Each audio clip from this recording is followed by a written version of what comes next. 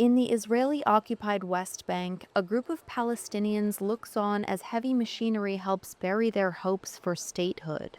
Surrounded by armed security guards, Israeli machinery carves up the land near the village of Beitar al-Faqwa to create new routes for Jewish settlements. Ashraf Samara is a member of the village council and says the construction is creating new barriers to movement for Palestinians.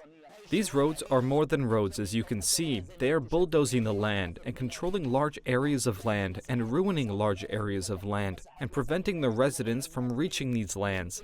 The reason behind this is to prevent the residents from reaching this land and using it, and therefore trapping the villages and the residential communities to the areas they live in only.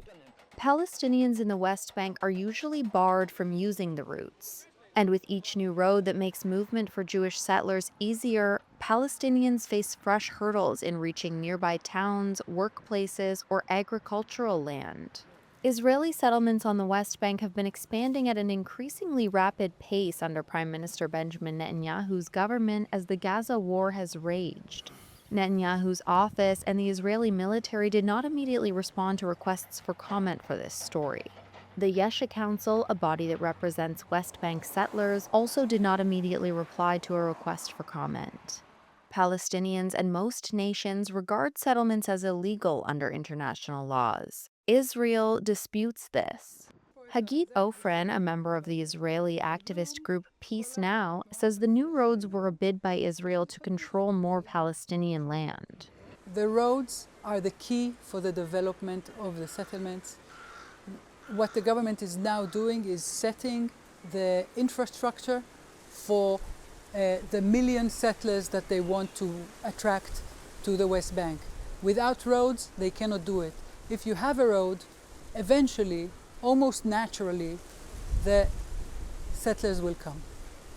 Ofren says that Israel allocated over $2 billion to build roads in the West Bank since the October 2023 Hamas attacks that sparked Israel's war in Gaza. Israeli settlements have grown in size and number since Israel captured the West Bank in the 1967 war. They stretch deep into the territory, backed by a system of roads and other infrastructure under Israeli control.